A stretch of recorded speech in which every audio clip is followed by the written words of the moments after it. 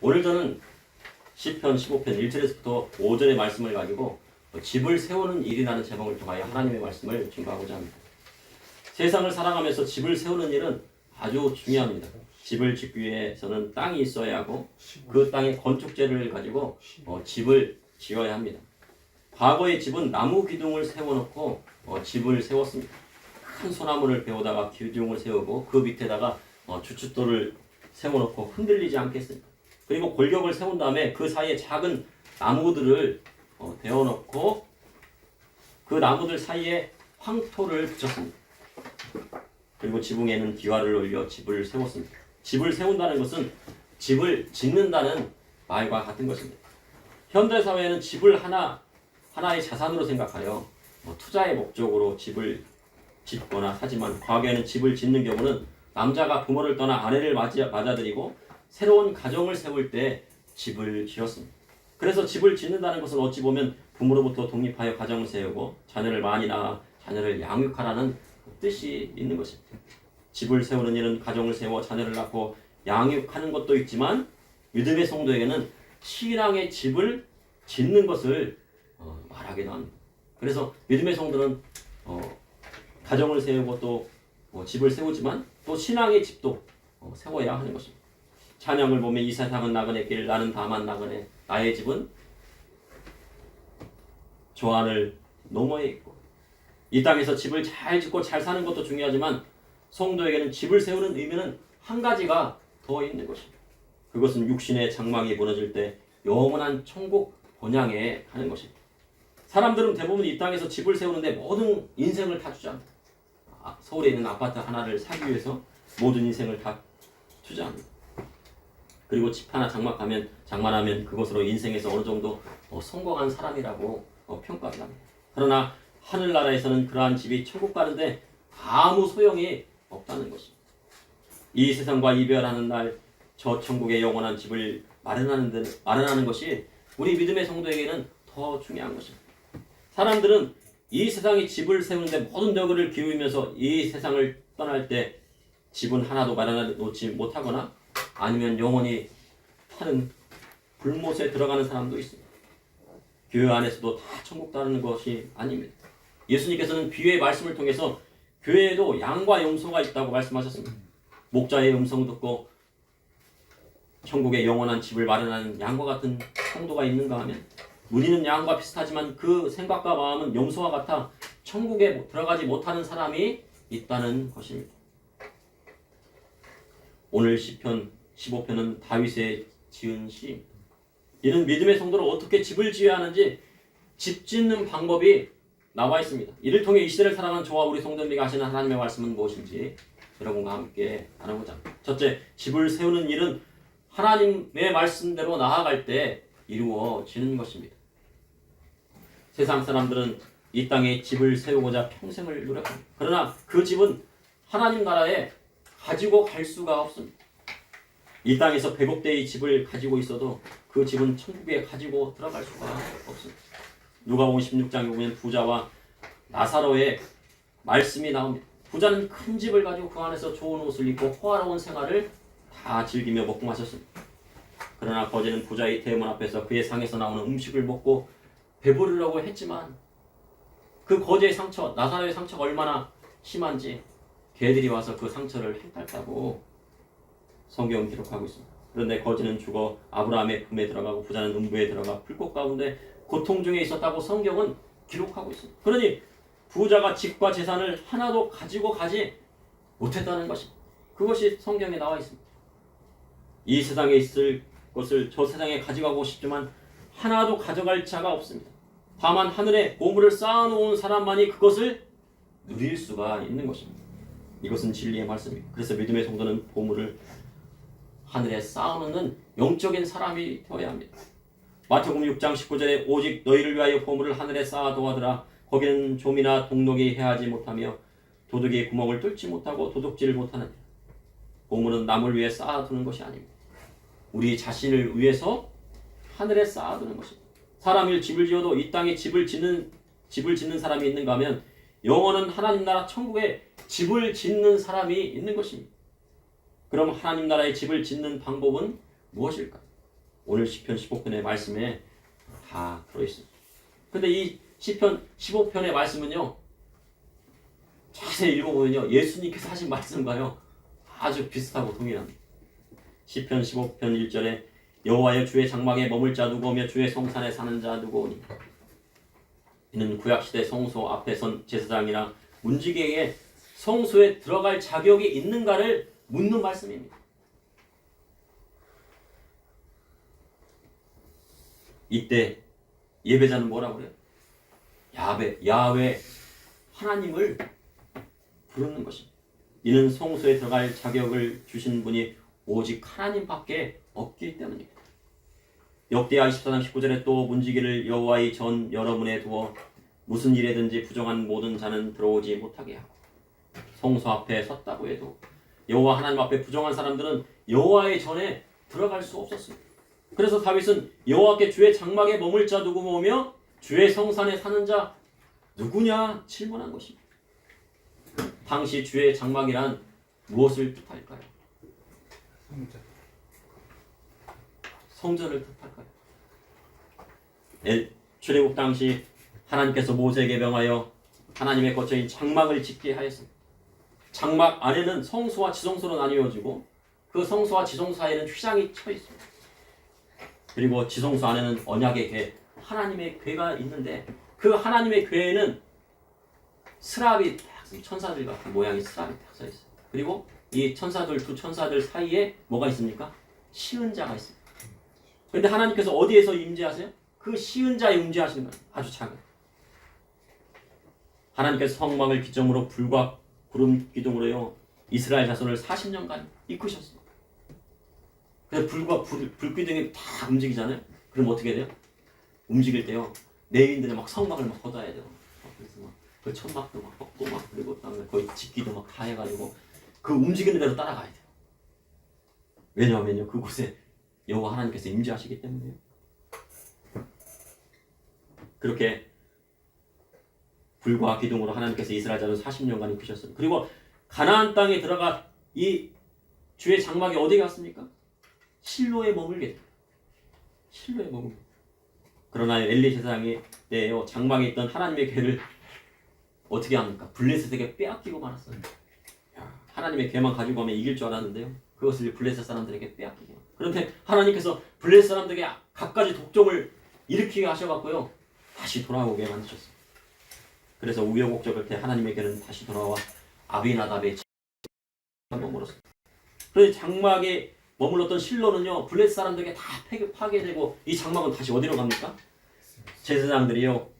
모두 예루살렘 북쪽 2km 지점에 있는 높당으로 이동하면서 장막이 그곳으로 오게 됩니다. 그러나 다윗이 사울을 피하여 높당에 있는 제사장 아히멜렉을 찾아가 제사장만 먹을 수 있었던 진설병을 먹고 골리앗의 칼을 받아가야 됩니다. 그래서 어떻게 됩니까? 아히멜렉에 속한 85명의 제사장들이 다 죽임을 당하고 아비아달만 남아가지고요. 다윗에게 그것을 보고합니다. 사울 왕에게 쫓겨 죽을 수밖에 없었던 다윗이 주의 장막에 찾아가 제사장만 먹는 떡을 먹고 살아났습니다. 그것은 무슨 떡이에요? 진설병인데 정말 다윗에게는요 생명의 떡과도 같은 거예요. 근데 그 생명의 떡이 뭐인가 신약시대는 예수 그리스도예요. 살인 거예요. 그리고 우리를 정결케 하는 것은 뭐입니까? 예수 그리스도의 보혈의 피인 것입니다. 다윗이 먹었던 떡은요 거룩한 떡이었습니다. 그것은 하나님의 은혜였습니다. 주의 장막은요 당시 출애굽부터 이어져서 430년이나 된요 낡은 장막이었어요. 그 장막에 막 덮었던 그런 천들이 어떻게 됩니까? 430년이었으니까 다 허물어지고 찢어지고 나이 같은 장막. 다윗은요 이스라엘의 왕이 되어서 그것을 보고 마음이 어땠습니까? 마음이 아팠어요. 야훼 하나님은 저 넓고 좁은 장막 안에 거하시는데 나는 왕이 되어 이 큰 다윗성에 사는구나 생각할 때요 하나님 앞에 미안한 마음이 들었습니다. 그래서요 하나님의 성전을 짓기를 간구하였습니다. 이 땅에서도 집도 하나님께서 축복을 주셔야 지을 수 있습니다. 성도로 이 땅에서 복받는 것 하나님의 뜻입니다. 예수님 믿고요 하나님 말씀대로 가면요 복은 자동으로 오게 되었어요. 예수님 처음 믿으실 때 하나님께서 복 주시던가요? 복 안 주시던가요? 복을요 넘치도록 주세요. 어떤 분은요 교회 처음 나가셨는데요 막 전도를 얼마나 잘하셨는데 막 교회에서 상을 주시는데 막 그냥 제주도 여행까지 막 그냥 그리고 막 일이 막 잘 쑥쑥 잘 풀리더라 이거예요. 예수님 믿으면 어떻게 됩니까? 처음 믿으면 잘 풀려요. 그게 복을 받게 되는 것입니다. 그런데요 자신이 하나님 앞에 복을 많이 받았는데 교회가 가난하구나 생각하면 그때부터 뭐가 시작되는 거예요? 교회의 건축이 시작되는 거죠. 그런데 이 땅에서 복을 많이 받는다고요 하늘의 상급이 다 쌓이는 것이 아니에요. 욥은 얼마나 많은 복을 받았습니까? 욥처럼요 많은 복을 받은 사람이 없었을 것이에요. 동방의 의인이었고 그는요 정말 갑부 중에 갑부였어요. 하지만 이 땅에서 복을 받는 것으로 하늘의 상급을 쌓을 수 없어요. 그러니 예수님을 믿게 되면 무엇이 또 오게 되는 거예요? 고난이 오게 되는 거예요. 처음에는요 잘 돼요. 근데 나중에는 어떻게 해요? 고난도 오게 되는 거예요. 지금 고난 중에 있습니까? 욥처럼 고난이 왔습니까? 갑자기 가난해졌습니까? 자식을 잃었습니까? 질병이 왔습니까? 욥처럼 그 고난을 이겨내면 하늘에 더 큰 상급이 쌓이게 되는 것입니다. 다윗 왕 때 주의 장막은 높당에 있었지만 여호와의 궤는 이방인 아비나답의 집에 있었습니다. 그 언약의 궤를 옮기는 도중에 우사의 충독으로 인하여 사고가 나서요 오벳에돔의 집에서 석 달 동안 머물게 됩니다. 하나님의 궤가 오벳에돔의 집에도 몰려요. 하나님께서요 그 오벳에돔의 집에 큰 복을 주셨다고. 그것을 본 다윗이 어떻게 했어요? 야 안 되겠다. 그 언약의 궤를 우리 예루살렘 성으로 와야 되겠다. 장막은 어디 있어요? 높당에 있죠. 그런데 언약의 궤는 어디에 드린 거예요? 시온. 예, 바로 시온 예루살렘 성에 드린 거예요. 그래서 그때부터 제사장이 둘로 나눠져요. 아달의 계열과 사독 계열이 나눠져요.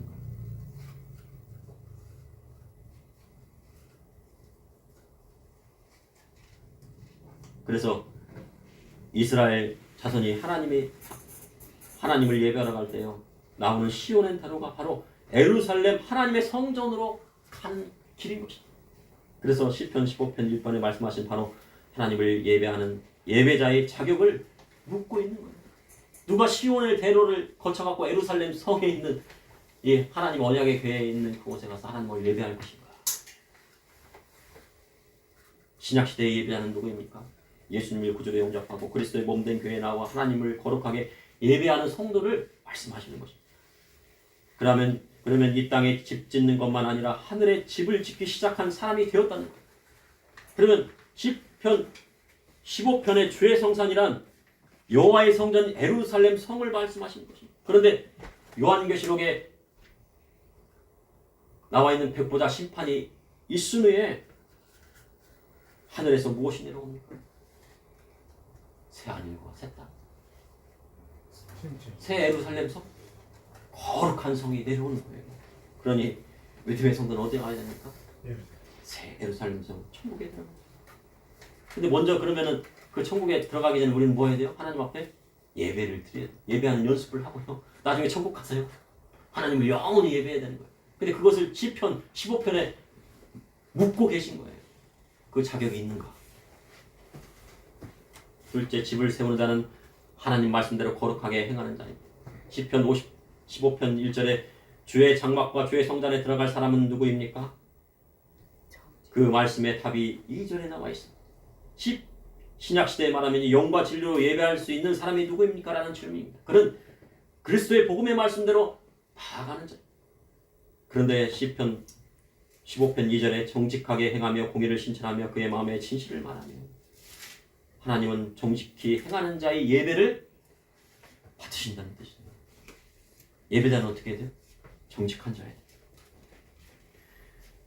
정직히 행한다는 것은 십계명의 말씀을 따라 세상을 살아가는 사람을 뜻하는 것입니다. 우리나라가 가난했던 시절은요 도둑질 하지 말라고 강조했어요. 사람이 먹고 살기가 어려우면 곳곳에 도둑질하는 사람들이 많아요. 농사가 막 안 되고 막 쌀이 없으면 어떻게 합니까? 집집마다 곳간에 있는 쌀을 훔쳐가는 도둑놈들이 많더라고요. 그래서 도둑질 하지 말라 하신 것입니다. 그러나 먹고 사는 문제가 풍요해지고요 삶이 넉넉해지면요 사람들이 무엇을 해갑니까? 간음을 행하더라 이거예요. 그러니 법 맞는 사람들이 간음을 행해도 처벌받지 않는 법을 만들었습니다. 왜 만든 거예요?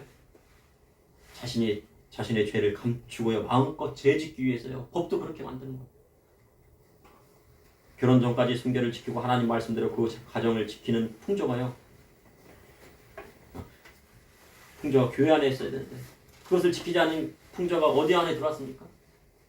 교회 안에 들어왔습니다. 현재 한국교회의 큰 문제가 무엇입니까? 교회 안에요, 아이들이 점점 사라진다는 거예요. 교회 갔더니 아이들이 없어요. 근데 이것은요, 대한민국 전체의 문제입니다. 우리나라 합계 출산율은 0.6명에 가까워졌다고 합니다. 그래서 외국 사람들은 우리나라가요, 한 100년 있으면 그냥 사그라치겠구나 라고 합니다. 이렇게 가면 대한민국이 점점 소멸한다고 전문가들은 말하고 있습니다. 자식들은 여호와의 기업에 태에 열면 그의 상급이로다 하셨습니다. 하나님께 주신 태를 귀한 것으로 여기지 않고요, 부를 쌓기를 더 원했습니다. 그리고 자식들을 하나님 말씀대로 교육하지 않고 세상 교육에 맡겨놓았어요. 그러니 그들이 커서 어디로 갔습니까?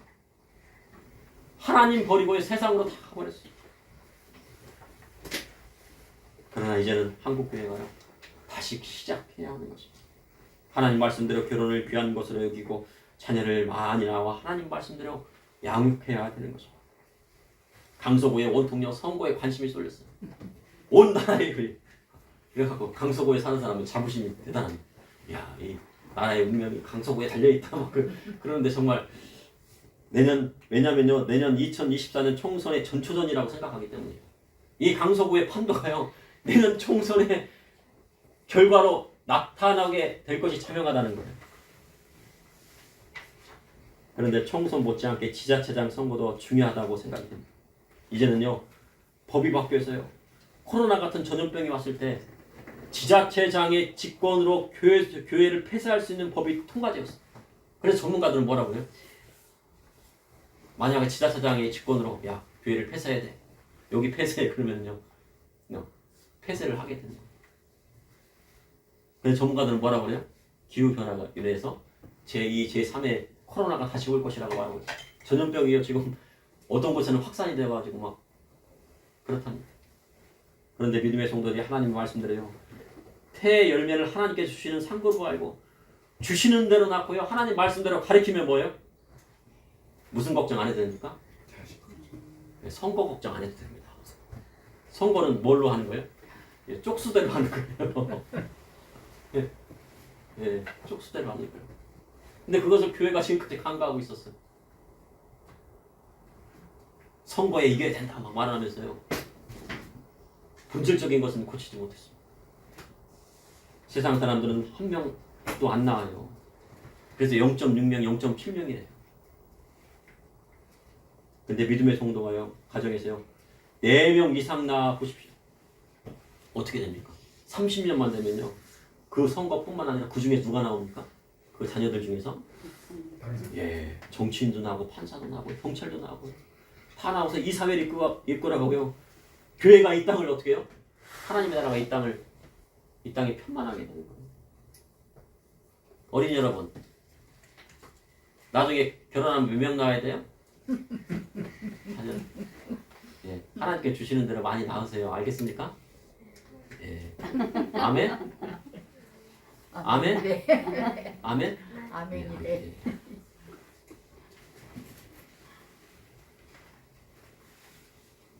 그런데 교회 안에서도 하나만 낳고 둘만 낳고 돈이 많이 나고 묶어버렸어요. 그냥 하나님의 온전한 축복을 받을 수가 없어요. 부모 공경도 마찬가지입니다.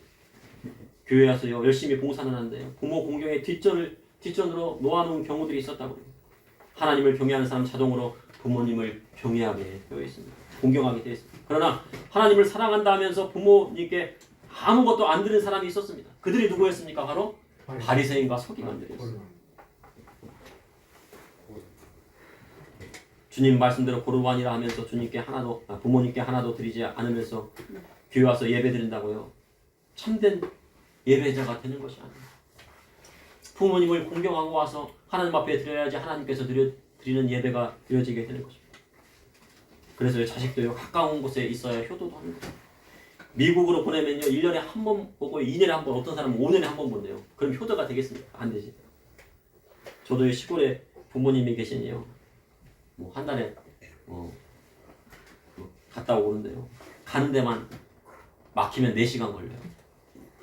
또 오는데도 막히면 또 4시간, 5시간 걸려요. 그러니 부모님 공경하고 효도하는 것이 얼마나 어렵습니까? 부모님도 어떻게 해요? 가까운 곳에 계셔야지 효도도 하지. 그러니 어떻게 합니까? 멀리 보내지 말고요. 가까운 곳에 있어야죠. 하나님 말씀도 지킬 수 있는 거예요. 그래야지 부모님께 효도해야죠.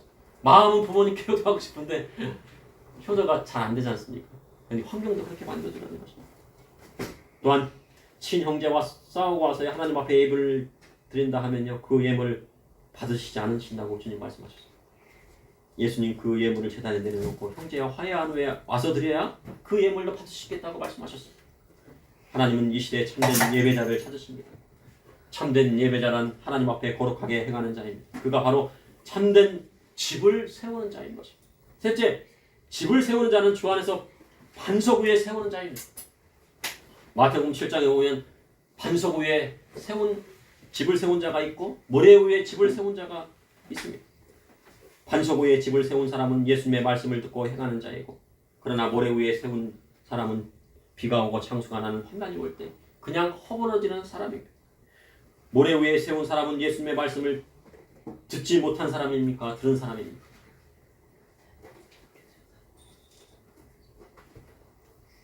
예수님 믿는 사람, 믿는다고 하는 사람입니까? 믿지 않는 사람입니까? 들은 사람입니까? 듣지 않은 사람입니까? 예수님 말씀을 들은 사람입니다. 그런데 뭐를 어디다 세웠어요? 모래 위에 세웠대요. 예수님 말씀 듣고도 모래 위에 세웠어요. 성경을 보시면 그게 나와 있습니다. 예수님 말씀을 듣고도 행하지 않은 사람은 어디에다가 세운 사람이라고요? 모래 위에 세운 사람이라고. 듣긴 그렇지만 환란이 오자 어떻게 돼? 비가 오고 창수가 나자 어떻게 됐습니까? 그 사람은요 말씀을 떠난 사람이 되고 말았습니다. 이 사회에는요 사유 재산을 부정하는 사람들이 늘고 있다고 합니다. 그럼 사유 재산을 부정하는 사람은 좋은 사람입니까? 나쁜 사람입니까? 이제는요 할머니가 주신 용돈이라도요 통장에 넣으면요 세금을 부과하겠답니다. 아니요 할머니가 그냥 용돈 그냥 돈으로 주면 괜찮은데 거기 통장을 넣어가지고 그래도 나중에 대학 등록금 내라 그래갖고요 막 자주 그냥 통장에다가 돈을 넣어주면 어떻게 돼요? 예, 상속이 되거나 증여가 되는 거예요. 그러니까 거기에 뭐를 붙이는 거예요? 증여세나 상속세를 보기는. 중국의 거지는요 지폐를 받지 못한다고 해요. QR 코드가 있어요. 그래가지고 뭐 한 푼 주세요 그랬는데 돈을 주면 안 됩니다. QR 코드 여기 찍으세요. 띡 찍으면 어떻게 하면 계좌로 송금되는 거예요. 계좌로 송금돼가지고요 그 거지 통장으로 들어가요. 왜 그럽니까? 거지의 돈이라도 세금을 매기게 됐다는 거예요. 얼마나 악독합니까? 공산주의자나 사회주의자가 왜 나쁩니까? 사회재산을 부정하고요 세금으로 모은 돈을 펑펑 자기들이 쓰겠다는 거예요. 그리고 천문학적인 돈을 풀었는데 그것이 다 뭐예요? 빚이 된. 땀 흘려 일한 사회재산이 있어야 희생도 있는 거죠. 정치인들이 세금을 많이 거두어 나눠주겠다고 하면요 사람들이 어떻게 합니까? 국민들이 열광해요. 근데 비슷한 사람이 있었어요. 2차 세계대전에 히틀러가 있었는데 1차 세계대전 당시에요 천문학적인 전쟁 배상금이 있은 것 같아요. 사람들이요 독일 사람들이 굶어 죽는 그 빚 갚느라고 굶어 죽는 사람들이 있더라 이거는. 그래서 야 그 빚 다 갚아주고 내가 경제적으로 윤택하게 해줄게 그랬더니 막 히틀러한테 어떻게 해요? 막 소리치면서 막 히틀러를 외치면서 그를 따랐는데 그 사람들이 다 어디 다니는 사람입니까? 교회 다니는 사람이었습니다. 마틴 루터가 종교개혁을 이렇게 해서 무슨 교회를 세웠습니까? 예, 루터교회 바로 독일 교회를 세웠잖아요.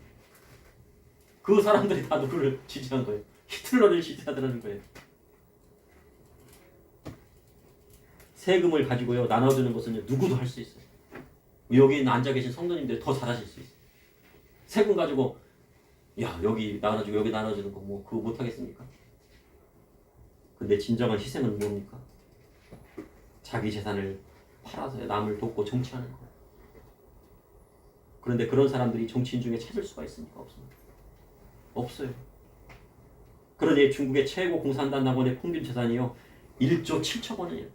억 원이라고 합니다.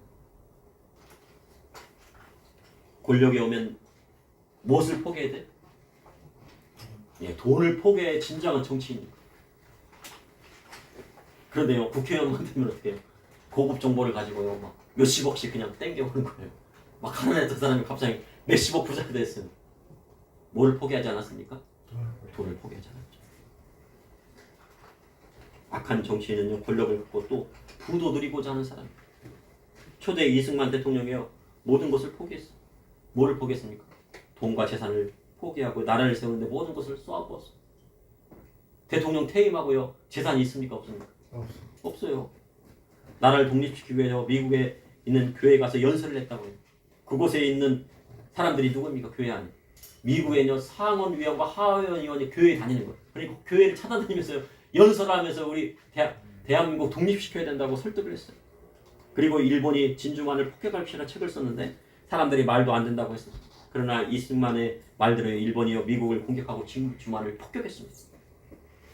이 시대에 하나님의 공의를 실천한 사람이 얼마나 됩니까? 그 마음에 진실한 사람이 얼마나 되겠습니까? 어제 축구를 보고 있는데 저는요 설교문을 좀 이렇게 다듬고 있는데 축구를 보면 설교문을 이렇게 다듬어지지가 않잖아요. 집중을 해야 되니까. 그래서 TV를 딱 껐어요. 그 애들이 잠깐 보더라고요. 한 10분 정도 봤는데. 그리고요 아파트에서 소리가 와 하면은 한 골 넣었구나. 그래서 와 하면 또 그래서 우리가 이겼구나. 그걸 느꼈습니다. 근데 애들이 이제 보면서요 축구를 응원하는데 우리나라를 응원하는데요 사람들이요 머리띠를 하고 있는데 붉은 띠와 그 다음에 붉은 뿔을 하고 있는 사람들이 있더라는 겁니다. 저 사람들이 누굽니까? 저한테 물어보는 거예요. 그래서 제가 뭐라고 했겠습니까? 저 사람들은 자기들이 응원당이라는데 자기들이 붉은 악마래. 그 악마는 뭐예요? 사단의 영인, 악한 영인 사단을 뜻하는 거 아니에요? 근데 성경은 뭐예요? 악은 그 모양이라도 취하지 말라 성경 기록하고 있어요. 교회 다닌다고 하면서요 뿔 달린 거를 달고 다니면서 응원을 하더라 이거예요. 우리의 싸움은 어떤 전쟁입니까? 영적 전쟁인데 영적 전쟁에서 벌써 지고 말았어요. 작은 것이라도요. 작은 것이라 생각하지만요 큰 것이에요. 믿음의 성도와 영적인 전쟁에 밀면 끝이 나는 거예요. 하나님 나라에 얻을 집이 없습니다. 조영기 목사님은 애국자셨어요. 신소걸 목사님도요 애국자셨어요. 우리 담임 목사님 안수 받으실 때 신소걸 목사님이 그 지방회장님이셔서 안수를 해주셨어요. 근데 그분이 나라를 지키기 위해서 그렇게 소리를 높여 외쳤어요. 이 땅의 자유민주주의를 지키기 위해서 많은 사람을 끼웠습니다. 과거에 귀신 잡는 해병이 있었다고 합니다. 지금도 귀신을 잡는 해병이 귀신 잡습니까? 근데 그 뜻을 보면요 귀신은요 영어로 악한 영을 말하는 것입니다. 원래요 해병은 악한 영, 사단을 대적하는 군인이라는 뜻이에요. 야, 악한 마귀라도 잡겠다고 하는 군인이 해병인데요. 그러나요 지난 몇 년간요 군인의 명예를 지키지 않고요 좌우로 나뉘고 그것을 무력화시켰어요. 그러니 해병이 귀신 잡습니까? 사단을 잡습니까? 못 잡습니까? 못 잡는 해병이 되었다는 거예요. 그런 말씀하시면 또 해병대 원분들이 뭐라고 하실까요? 근데 미국에서는요 안보에 있어서는 민주당이나 공화당이나 다 합심했어요. 그런데 우리나라는 어떻습니까? 다릅니다. 그러나 그것은 이제 다시 세워야 됩니다. 군인들의 명예를 지켜줘야 나라가 바로 서는 것입니다. 강한 국방력만이 나라를 지킬 수 있습니다. 집은 누가 지킵니까? 누가 지켜요? 경찰이 지킵니까? 군인이 지킵니까? 경찰이 오기 전까지 누가 지켜야 돼? 내가 지켜야지. 가장이 지켜야죠. 그런데 여호와께서 집을 지켜주시지 않으면 파수꾼의 경성함이 무슨 소용이냐고 성경은 기록하고 있습니다. 집을 세워도요 그 집을 누가 지켜주세요? 하나님께서 지켜주세요. 집을 세우는 자는 그 마음에 진실함이 있습니다. 그 입으로 남을 험담하지 말아야 합니다. 성도 간에도 마찬가지입니다. 그리고 그 이웃에게 악을 행하지 말고 비방하지 말아야 합니다. 주님 내 눈에 있는 들보를 보지 못하고 남의 눈에 티를 들추어 내느냐 말씀하셨어요. 근데 그 말씀과 이 말씀이 어떻게 해요? 상통합니까? 험담하지 말라고 하셨는데 그 말씀과요 같은 것이 비판을 받지 않으려면 남을 비판하지 말라 하셨습니다. 남에게 비판을 받는 사람은 자기 집을 세울 수가 없어요. 그러니 남을 비판하는 사람이 되지 말고 그의 허물을 용서해 주는 사람이 되라는 것입니다. 오늘 우리가 우리에게 죄 지은 사람을 용서한 것 같이 우리의 죄를 용서하옵시고 우리는 주기도문을 통하여 날마다 기도해요. 우리가 우리의 죄를 용서받기 위해서는 어떻게 해야 됩니까? 먼저 다른 사람의 죄를 용서해야지 하늘나라에서도 어때요? 우리의 죄가 용서된다는 뜻이에요. 그것을 주님께서 말씀하십니다. 시편 15편 4절에 그의 눈은 막는 자를 멸시하며 여호와를 두려워하는 자를 존대하며 그의 마음에 선한 것은 해로울지라 변하지 아니하며 망령되다는 것은 하나님 말씀을 거부하고 그분 앞에 교만한 자를 말합니다. 그러한 자를 어떻게 해야 됩니까? 성경은 멸시하라고 성경은 기록하고 있습니다. 교회를 핍박하고 하나님 앞에 드린 예배를 허물어뜨리려 하면 그를 어떻게 해야 돼요? 놔둬야 됩니까? 상대해야 됩니까? 싸워야 됩니까? 놔둬야 됩니까? 교회를 막 핍박하고 막 교회를 허물어뜨리려고 해요. 포도원을 막 여우가 막 해죽고 다니면서 막 포도원을 망가뜨리고 있어요. 그럼 어떻게 그 여우를 어떻게 해요? 잡아야죠.